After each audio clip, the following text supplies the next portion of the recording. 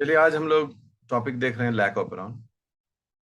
Lac operon से बहुत सारे अच्छे क्वेश्चंस रहते हैं, तो आपको लैक ऑपरॉन को अच्छी तरह से समझना भी चाहिए।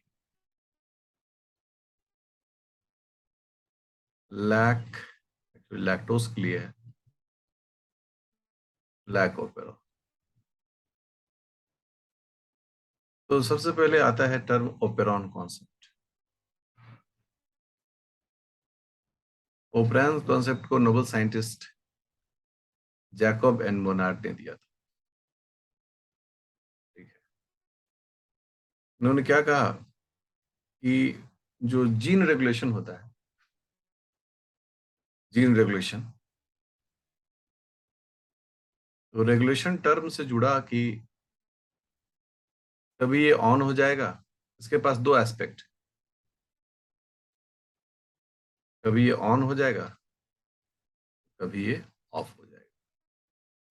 तो क्यों जो जीन रेगुलेशन कभी ऑन कभी ऑफ? जब जरूरत है तो ऑन, नहीं जरूरत है तो ऑफ। सीधी बात है। हम खाना खाए तो पचाने की व्यवस्था होनी चाहिए, तो सिस्टम ऑन। नहीं खाना खाए तो काहे को पचाना, सिस्टम ऑफ। एक रेगुलेशन ऑन ऑफ का सिस्टम होना चाहिए, और ये जो ऑन ऑफ सिस्टम होता है उसी को हम लोग रेगुलेटरी सिस्टम कहते हैं। अब इस जीन रेगुलेशन में ऑन ऑफ सिस्टम तो फिर बात तो समझ में आई। अब आता है कि जो हम लोग सामान्य रूप से ट्रांसक्रिप्शन में देखते हैं, तो ट्रांसक्रिप्शन में हम लोग देखते हैं कि एक ऐसा पॉइंट है जिसे जीरो माना जाता है, स्टार्ट कहा जाता है इस पॉइंट को। इधर अप स्ट्रीम होता है, और इधर जितना दूर जीन का ट्रांसक्रिप्शन होना है उसको हम लोग डाउन स्ट्रीम कहते हैं।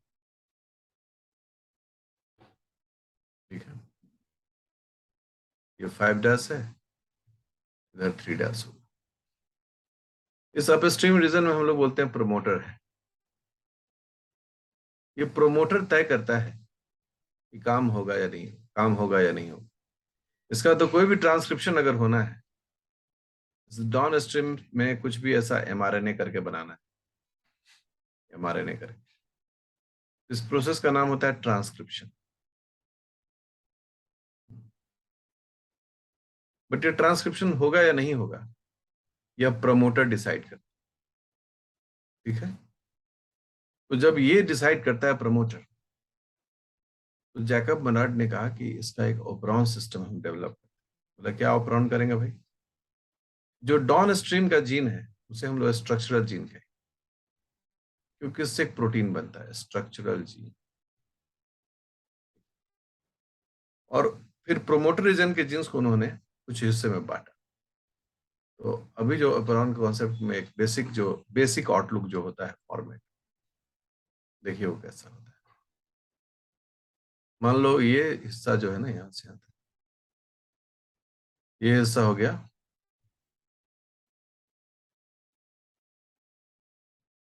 ये मैंने कलर कर दिया, ये हिस्सा हो गया structural gene. Structural structural genes से पहले की जो चीजें हैं उनको अलग अलग जीन सेगमेंट में चेंज किया गया। आप देखिए, मैं अलग अलग कलर से कर रहा हूँ। ठीक है, और ये इस तरह से तीन अलग अलग सीक्वेंस जीन के यहाँ पर मिले। ये जो जीन है, इधर का जो सबसे पहला पार्ट है, वह है रेगुलेटर जीन। रेगुलेटर जीन जैसे पंखा का रेगुलेटर होता है, उसी तरह से ये हो गया प्रोमोटर जीन। प्रोमोटर जीन, और ये हो गया ऑपरेटर जीन। ये एक ऑर्डर है, इस ऑर्डर में ही काम करता है। जो इसका मीनिंग है वो मीनिंग स्पष्ट है। वो मीनिंग स्पष्ट कैसे है? रेगुलेटर, तो पंखा का रेगुलेटर, रेगुलेटर क्या करता है? किसी भी पंखा के स्पीड को स्लो कर सकता है, उसके मैक्सिमम स्पीड तक उसको पहुंचा सकता है, उसको बंद भी कर सकता है। ऑपरेटर का काम क्या है? ऑपरेटर का काम है मशीन को ऑन ऑफ करना। ऑपरेटर का दो ही काम होता है, या तो वो मशीन को ऑन करेगा या ऑफ करेगा। प्रमोटर रीजन का क्या काम? हम लोग बोलते हैं प्रमोटर जीन जो है ना, ये जो है यहाँ binding of RNA polymerase, binding of RNA polymerase. मान लो 2 है, एमआरएनए बना रहा है 2, ये बाइंडिंग साइट। आरएनए पॉलीमरेज जब भी बाइंड होगा तो इस साइट पर बाइंड होगा। रेगुलेटर जीन की क्या खास बात होती है कि रेगुलेटर जीन अगर एक्टिव हो जाए और इसका अगर ट्रांसक्रिप्शन हो जाए तो ट्रांसक्रिप्शन के उपरांत एक एमआरएनए बनेगा और उस एमआरएनए से एक प्रोटीन बनेगा और उसको हम लोग बोलेंगे रिप्रेसर प्रोटीन। मतलब ये रिप्रेस करना मतलब बंद करेगा। रिप्रेसर प्रोटीन की खास बात क्या होती है? रिप्रेसर प्रोटीन जाएगा और जाके ऑपरेटर को ब्लॉक कर देगा, ब्लॉक कर देगा। इसका मतलब रिप्रेसर प्रोटीन ऑपरेटर को ऑफ कर देगा। अब यदि ऑपरेटर ऑफ है तो ये जो आरएनए पॉलीमरेज यहां बाइंड किया है, आरएनए पॉलीमरेज, क्या वो काम कर पाएगा? आंसर है बिल्कुल नहीं कर पाएगा, क्योंकि ऑपरेटर का ऑन होना बहुत जरूरी है। हम ब्लॉक टर्म नहीं लिखकर अगर इसको हम थोड़ा ऐसे करके ऑफ लिखते हैं, वो ज्यादा अच्छा अप्रोच का एक स्टेटमेंट। तो ये मैं इसको ऑफ लिख दे रहा हूँ, ये ऑफ हो गया। तो ये रिप्रेसर प्रोटीन जो है, तो इस तरीके से एक ऑपरेरॉन सिस्टम में रेगुलेटर जीन का काम दिखता है। तो रेगुलेटर जीन क्या होता है? रिप्रेसर प्रोटीन बनाता है। प्रोमोटर जीन क्या है? यहां पर आरएनए बाइंड करता है। और ऑपरेटर जीन क्या हो गया? जहां पर रिप्रेसर प्रोटीन बाइंड। अगर स्ट्रक्चरल जीन काम करेगा, ये भी ट्रांसक्रिप्शन करेगा और ट्रांसक्रिप्शन के उपरांत यहाँ एमआरएनए बनेगा। फिर एमआरएनए से क्या बनेगा? जो भी प्रोटीन है वो बनेगा और काम होगा। फाइनली यही है। यह जो व्यवस्था है, इस व्यवस्था में तीनों जीन का सीक्वेंस, रेगुलेटर के बाद प्रमोटर, फिर ऑपरेटर, फिर स्ट्रक्चर, ये दिमाग में रखना चाहिए। तीनों जीन का काम ये भी दिमाग में रखना चाहिए, नहीं तो बात नहीं बनेगी।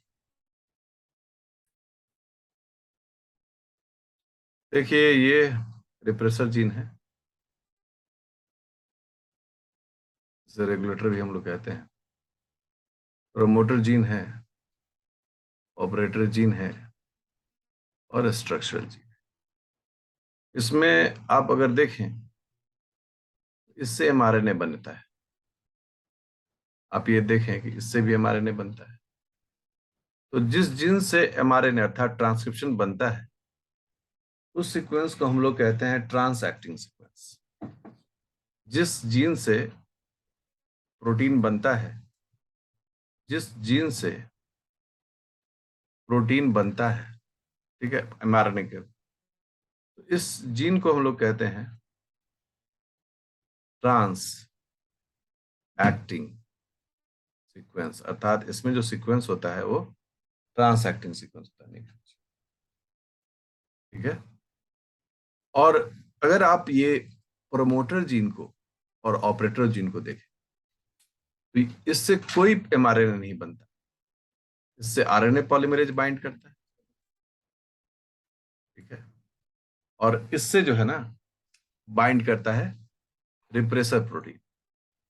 इसका मतलब ये दोनों जो है ना, इससे कोई भी प्रोटीन इनकोड नहीं होता है। ऐसे जीन जिससे कोई भी प्रोटीन नहीं बनता है, मतलब कोई ट्रांसक्रिप्शन ट्रांसलेशन नहीं होता, उसे हम लोग बोलते हैं सिस एक्टिंग सीक्वेंस। सिस एक्टिंग सीक्वेंस। ये दो प्रकार के सीक्वेंस जो हैं, यह जानकारी आप अपने दिमाग में बिठा के चलें। ट्रांस एक्टिंग सीक्वेंस जिससे एमआरएनए और प्रोटीन बनता है, और सिस एक्टिंग सीक्वेंस जिससे ना तो कोई एमआरएनए बनता है, ना ही उससे कोई प्रोटीन बनता है, बल्कि उस जगह पर प्रोटीन आकर बाइंड है। ओपेरॉन को दो प्रकार का माना गया, एक नेगेटिव ओपेरॉन ओपेरॉन और एक पॉजिटिव ओपेरॉन। ठीक है, एक हो गया नेगेटिव ओपेरॉन और एक हो गया पॉजिटिव ओपेरॉन। नेगेटिव ओपेरॉन का मतलब है कि जिस ओपेरॉन में नॉर्मल कंडीशन में कोई काम नहीं होता है, जब कोई आता है तो काम होता है। इसका मतलब हो गया ये इंड्यूसिबल ओपेरॉन हो गया। सबको हम डिटेल कर रहे हैं, सबका एक एक का मतलब समझाएंगे। और इसका एग्जाम्पल हम लोग पढ़ते हैं लैक ओपेरॉन, लैक्टोस ओपेरॉन। इकोलाइम पढ़ रहे हैं, ठीक है। और पॉजिटिव का मतलब हो गया कि जो ओपेरॉन पॉजिटिव है, अपना काम कर रहा है, और जब उसमें एंट्री होता है सबस्ट्रेट का, वो ओपेरॉन रुक जाता है। इसको हम लोग बोलते हैं रिप्रेसिबल ओपेरॉन, रिप्रेसिबल ओपेरॉन। और इसका एग्जाम्पल इकोलाइम होता है ट्रिप्टोफैन ओपेरॉन। ट्रिप्टोफैन एक अमीनो एसिड है। ये दोनों के में एक नेगेटिव ओपेरॉन और इंड्यूसिबल से क्या संबंध है? होता है कि जब तक इस ओपेरॉन में कोई सबस्ट्रेट नहीं आता है, तब तक ये ओपेरॉन बंद होता है, और जैसे ही सबस्ट्रेट आता है, ये ओपेरॉन शुरू हो जाता है। इसका मतलब क्या है? नॉर्मली ये बंद रहता है, नेगेटिव ओपेरॉन है, माइनस में रुका हुआ है।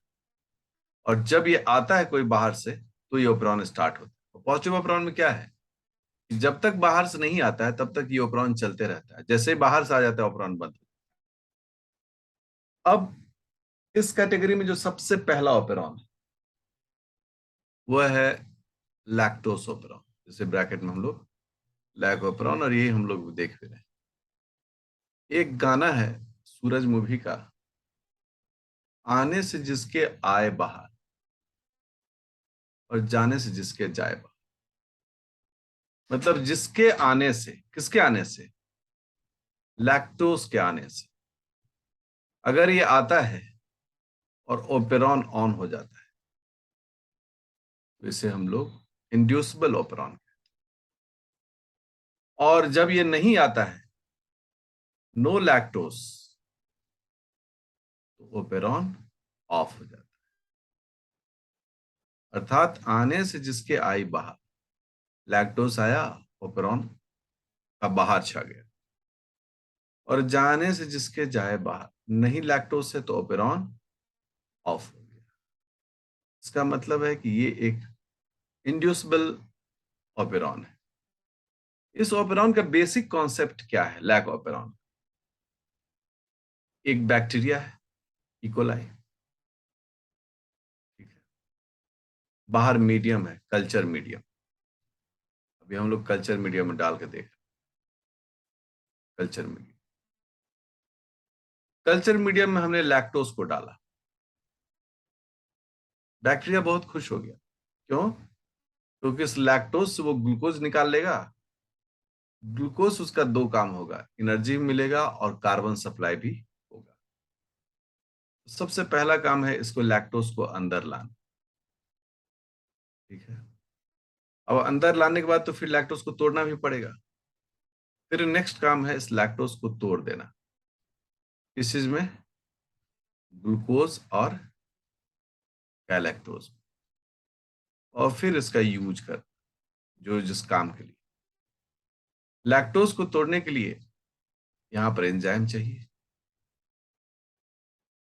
लैक्टोज को अंदर लाने के लिए बैक्टीरिया के मेम्ब्रेन में एक इसको पैसेज चाहिए, जहां से ये ला सकता है। दो, और दूसरा है कि लैक्टोज को एकदम ओरिजिनल फॉर्म में ये यूज नहीं करता है, ये लैक्टोज को मॉडिफाई करता है, इसको मॉडिफाई करता है, ठीक है ना। मॉडिफाइड, मॉडिफाइड लैक्टोज, सब नाम भी बताएंगे। इसके लिए भी एंजाइम चाहिए। इसका मतलब इसको एक एंजाइम चाहिए, दो एंजाइम चाहिए, और ये जो अंदर आने का पैसेज है यह भी एक एंजाइम ही होता है। तीन एंजाइम या तीन प्रोटीन चाहिए, तब जाके ये पूरा कार्यक्रम संपन्न हो। बैक्टीरिया तो भाई बहुत छोटा जीनोम वाला जीव है। उसने कहा अगर तीन जीन के लिए तीन अलग अलग एमआरएनए सिस्टम रहेगा तो बहुत पैसा खर्च होगा। उसने कहा कि अगर हमारा स्ट्रक्चरल जो जीन है, स्ट्रक्चरल जीन, बोला हमारे स्ट्रक्चरल जीन में तीनों एंजाइम का जेनेटिक कोड होगा, सीधा लाइन, तीनों एंजाइम के लिए जेनेटिक कोड होगा।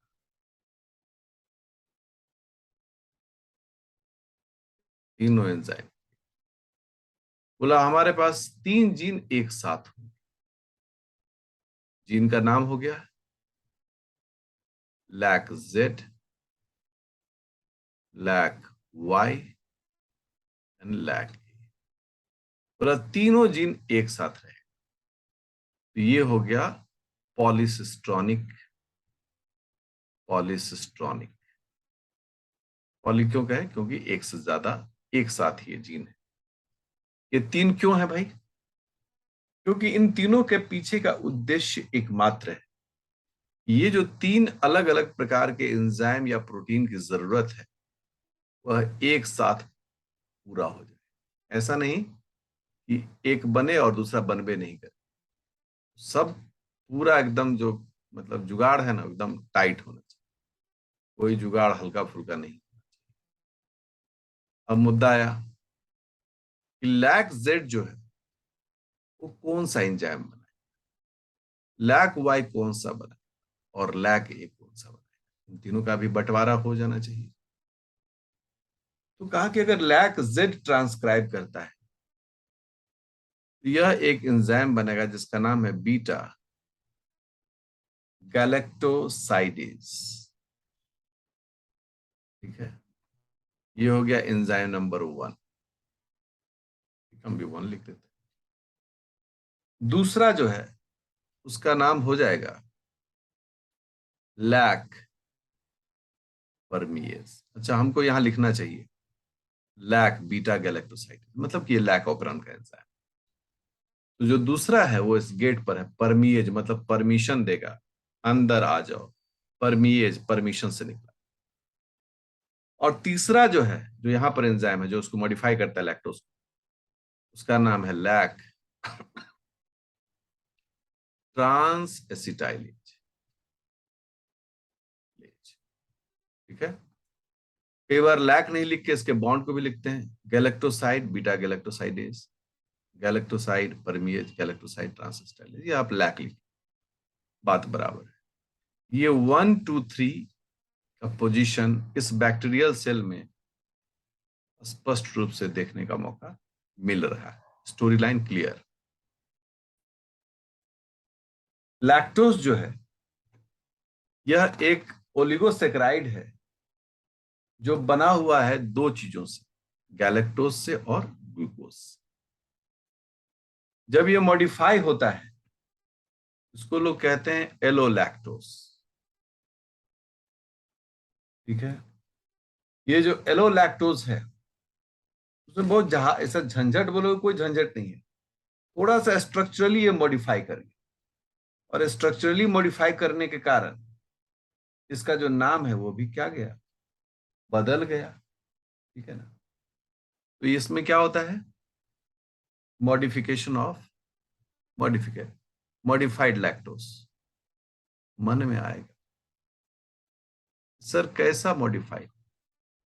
देखिए, ग्लूकोज और गैलेक्टोज जो होता है ये दोनों जो है जिस बॉन्ड से जुड़े हुए हैं उसका नाम है बीटा 1 4 ग्लाइकोसिडिक लिंकेज, अर्थात एक का पहला और एक का चौथा कार्बन जुड़ा।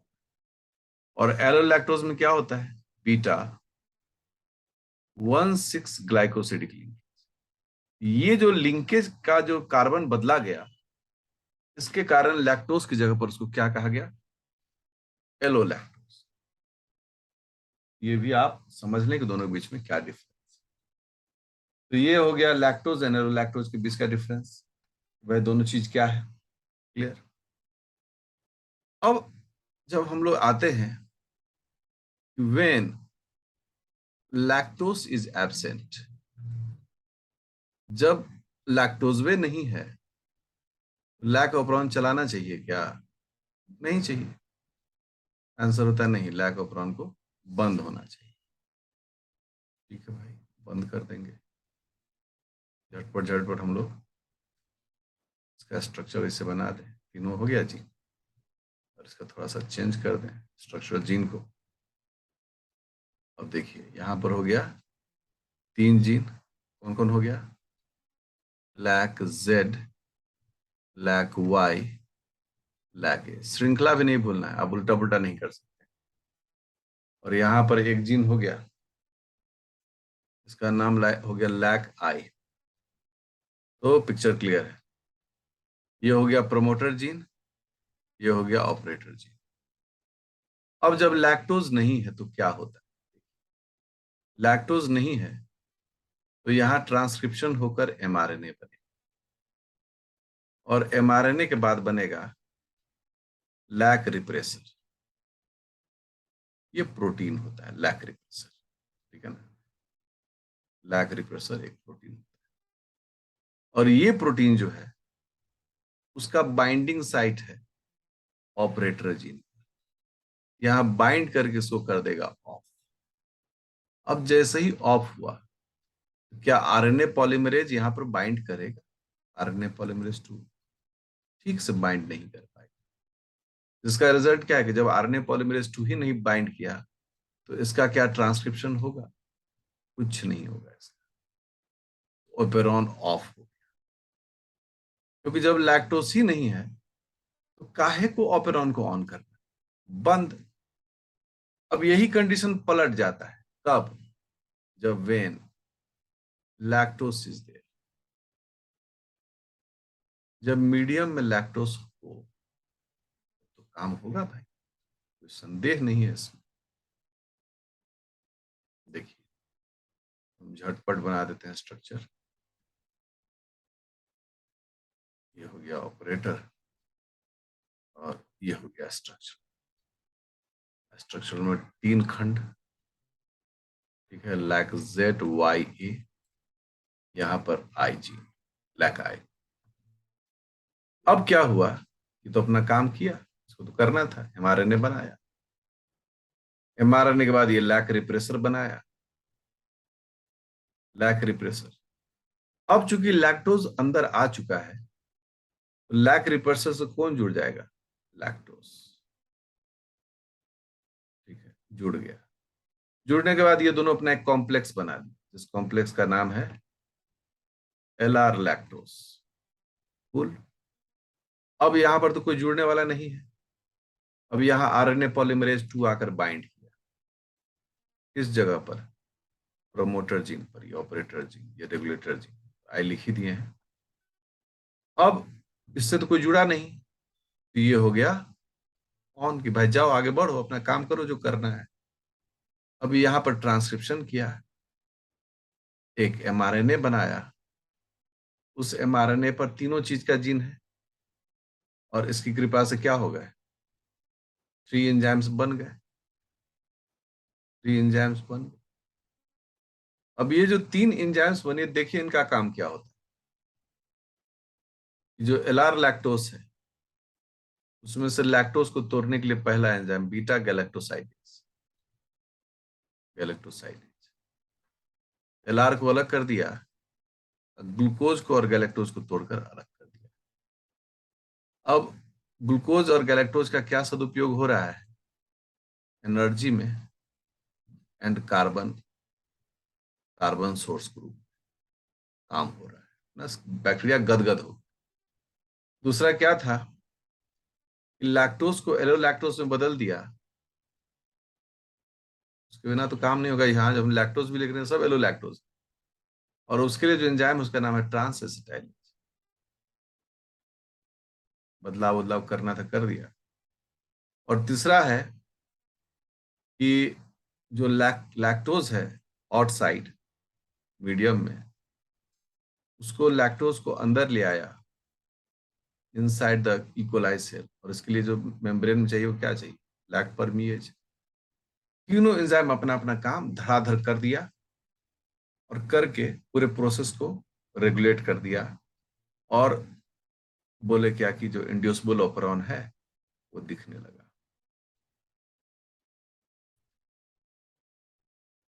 ये ई कोलाई है। ई कोलाई में ढेर सारा ग्लूकोज पहले से है, ठीक है ना, ढेर सारा ग्लूकोज है पहले से, और तब मीडियम में लैक्टोज आ गया। ओपेरॉन ऑन होगा कि ऑफ होगा? Operon remain remains of. तो मन में सवाल आएगा कि अभी बताए कि लैक्टोज अगर मीडियम में आ जाए तो ओपेरॉन ऑन हो जाता है, काहे ऑफ होगा? क्योंकि नीड बेस्ड सिस्टम है। अगर हमको कोई रेस्टोरेंट से खाना घर में लाकर दे दे, तो क्या घर में हम किचन चलाएंगे, गैस जलाएंगे, रोटी पकाएंगे? एकदम नहीं पकाएंगे, चैन से बंद रहेगा किचन। तो अगर ग्लूकोज ऑलरेडी है ही सेल इकोलाई के बॉडी में, तो उसको कोई झंझट नहीं है, लैक्टोज फालतू हो गया उसके लिए, रहो बाहर में। लेकिन जैसे ही ये ग्लूकोज खत्म हो जाएगा, तुरंत ऑपरेरॉन ऑन हो जाएगा। इसका मतलब है कि लैक ऑपरेरॉन को ग्लूकोज का कॉन्सेंट्रेशन रेगुलेट करता है। अगर लैक इकोलाई के बॉडी में ग्लूकोज की मात्रा ज्यादा होगी तो ऑपरेरॉन ऑफ हो जाएगा। देखिए दूसरा डायग्राम, क्या है ये? वही इकोलाई का बॉडी है, इकोलाई। अब क्या हुआ कि सब ग्लूकोज खत्म, सब ग्लूकोज खत्म। जैसे सब ग्लूकोज खत्म होगा, एक सिग्नल पैदा होगा जिसको बोलते हैं CAMP सिग्नल। अब CAMP सिग्नल जैसे खत्म हो गया और बाहर में लैक्टोज था, जैसे ही सेल को ये इकोलाई के बॉडी को CMP सिग्नल मिला, उससे इकोलाई समझ गया कि ग्लूकोज हमारा सब खत्म हो गया। बस लैक ऑपरेरॉन क्या हो जाएगा? ऑन। ऑन हो जाएगा। इसका मतलब है कि खिलाड़ी ग्लूकोज भी है और CMP भी है। अगर ग्लूकोज है तो लैक्टोज का मीडियम में रहने के बावजूद भी सिस्टम ऑफ है, और अगर ग्लूकोज खत्म हो गया, CMP सिग्नल निकल गया, और अगर मीडियम में लैक्टोज है, तो फिर लैक ऑपरेरॉन ऑन हो।